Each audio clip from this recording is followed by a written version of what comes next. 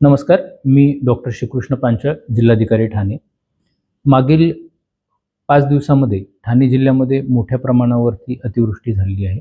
1 तारखेपासून ठाणे जिल्ह्यामध्ये आज रोजीपर्यंत साधारणतः 700 मिलीमीटर इतका पाऊस झालेला आहे आणि जुलै महिन्यामधील जेवढा सरासरी पाऊस पडतो, तो साधारणतः या 5 ते 6 दिवसांमध्ये पूर्ण पाऊस या जुलै महिन्याचा फक्त या 5 ते 6 दिवसामध्ये झालेला आहे.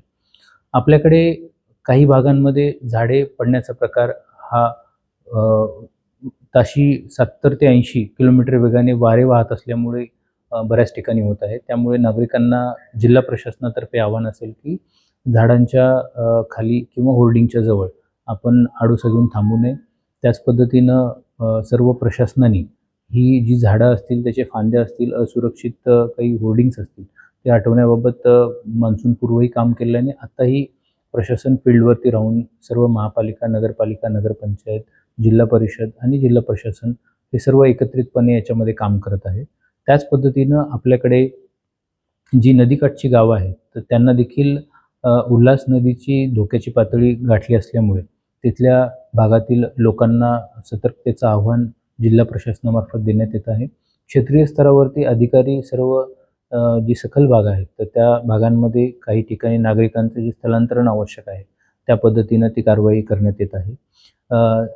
आज देखील दिनांक 6 जुलै रोजी आपल्याकडे वारे वाहण्याचं 70 ते 80 किलोमीटर प्रति तासाने वारे वाहण्याचं प्रमाण आहे आणि त्याच पद्धतीनं आज देखील रेड अलर्ट आहे. उद्या देखील आपल्याला ऑरेंज अलर्ट आहे आणि काही भागांमध्ये मुसळधार पाऊस पडण्याची आणि वारे वाहण्याची शक्यता उद्या देखील हवामान खात्याद्वारे वर्तवली जात आहे. शहरी भागामध्ये इलेक्ट्रिसिटीचे पोल्स असतील, तर त्यापासून देखील नागरिकांनी दूर राहावं. त्यामध्ये सर्व संबंधित यंत्रणांना सुरक्षेच्या अनुषंगाने उपाययोजना करण्यासाठी सांगितलेलं आहे.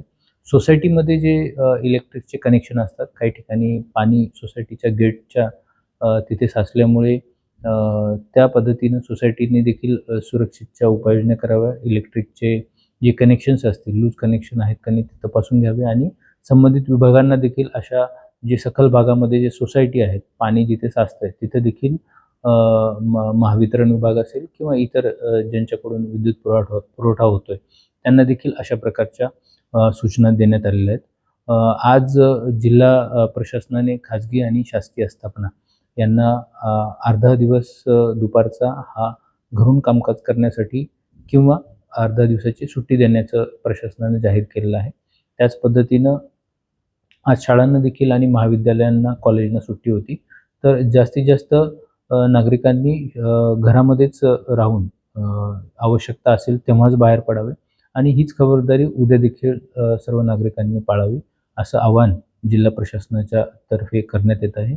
जिल्हा प्रशासनाचे जे संपर्क क्रमांक आहेत, ते देखील सर्व ठिकाणी प्रसिद्धी देण्यात आलेली आहे. महापालिकेचे असतील, नगरपालिका आणि जिल्हाधिकारी कार्यालय यांचे सर्वांचे हेल्पलाईन नंबर हे चालू आहे. 24/7 हे नंबर चालू असतात. कोणतीही तक्रार असेल किंवा कोणतीही समस्या असेल, तर त्वरित या हेल्पलाईन नंबरवरती संपर्क करावा. सतर्कता नागरिकांनी घ्यावी आणि जिल्हा प्रशासनाला या आपत्ती व्यवस्थापनमध्ये सहकार्य करावं.